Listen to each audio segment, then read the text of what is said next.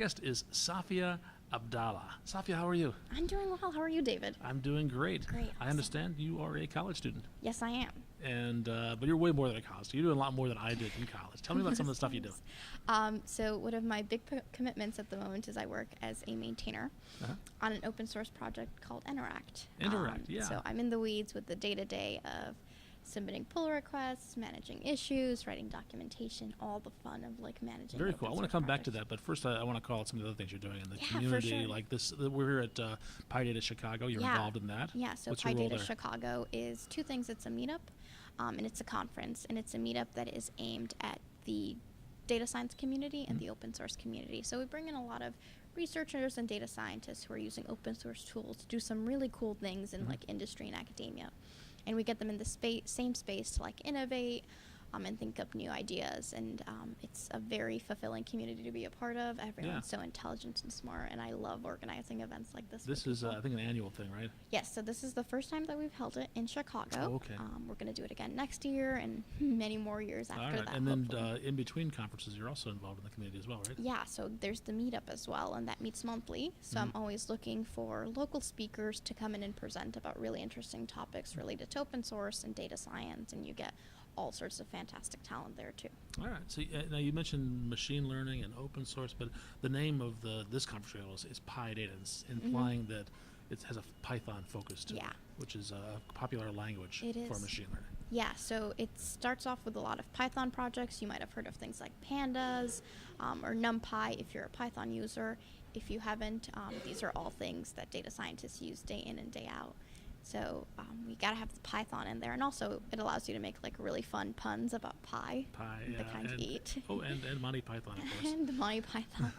All right, and let's talk about your open source project. For That's sure. really cool. It's called Yes, nteract. it's called nteract. Okay. That's N-T-E-R-A-C-T. You have to spell it wrong so you get the domain name. Yep, you have to spell it wrong. It's what happens in 2016, Yep. unfortunately. Yeah.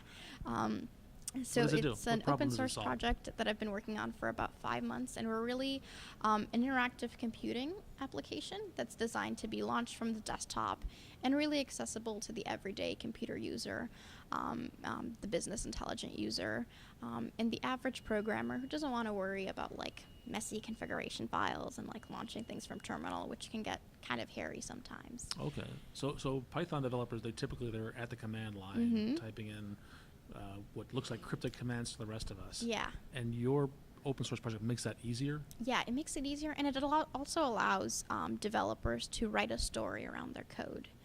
So with Interact, you can create interactive documents that contain executable code in Markdown. So for example, if you as a developer evangelist are looking to write a blog post about an interesting new technical concept, you can write it in Interact. You can have your text, and you can have like executable code that people can actually run on their machines. And it's a really joyful experience because code isn't a singular thing. It's always in the context of a story. And you need a really good application to be able to merge code and the narrative together. Interesting. Tell me a little about the technology behind it, how you built it. So the application is developed using React, which is a front-end library developed by the folks at Facebook. And we package the application That's a JavaScript library. It is a JavaScript library, so a large majority of the application, actually the entire application, is written in JavaScript. And yet it's not a web app, it's a desktop client, app, yeah, and that's done using another platform called Electron, which is published by the Atom team inside GitHub. Sure. And Electron essentially allows you to package a web app as a cross-platform desktop application. So you can actually run Interact whether you're on Windows or Linux or OS X. I see. All right. So you've written it in a JavaScript framework, hosted in Electron. And how does it communicate?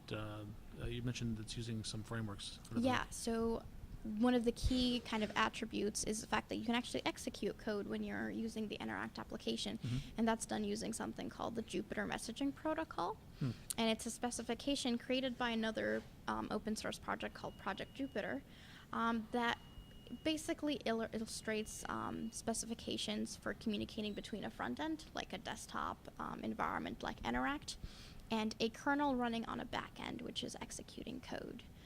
So you can think about it as like passing JSON messages back and forth. And if you're interested in hearing more about that, I actually gave a talk at PyData about this topic. Oh, okay. So the video for that should be up soon if you want to like go home on YouTube and look up my name and kernels and something should come up. What's the URL for the PyData conference website?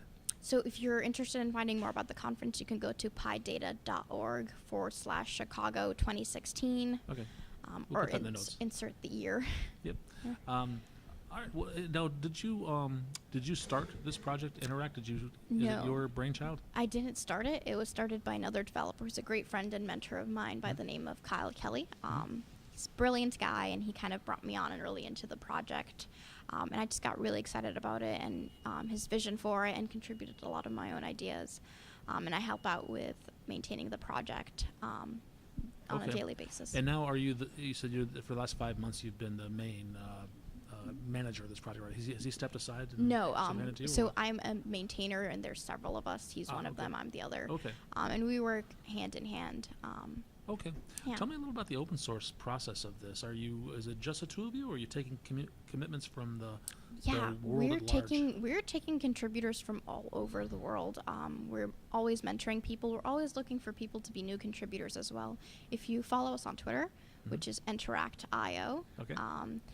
We post about 3 tweets a day of issues on our project that are friendly for new contributors that they can come and work on. And if you successfully submit a pull request to our repository and you get it merged, you get a shout out on Twitter as a thanks. So yeah, we're really looking to grow our community. We're always accepting new contributors. So come join us if you'd like. Is that a challenge to accept pull requests from strangers and merge them with your own code? Not at all. I love it. I think it's healthy to have diverse perspectives and people who challenge you or present really unique things to you. And sometimes it's so crazy because someone on the other side of the world or just around the corner can like see your product in a different way or see a problem in it that you never imagined. So it's fun. I always try to embrace everyone that joins our project. What's next for the project? Do you have a set of features that you plan to roll out in the near future? Yes, so we are in the alpha process right now. We are making alpha releases. If you're interested in like trying out very cutting edge software, you can download it and try it out. We'll have our beta out soon, hopefully.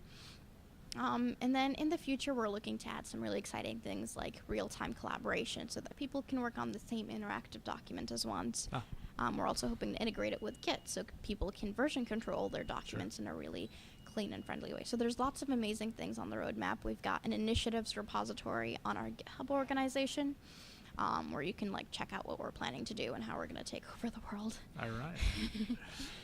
And then you have an online presence, don't you? Yes, I do. I'm Captain Safia on Twitter. Of course you are.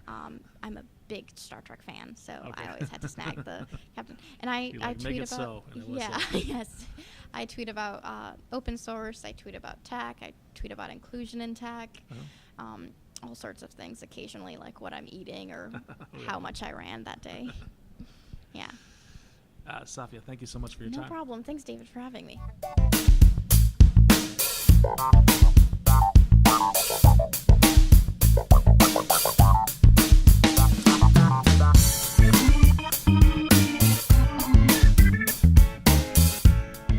We all left technology and we all love to code.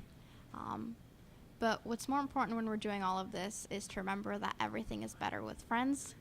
So join the open source community and make some new friends.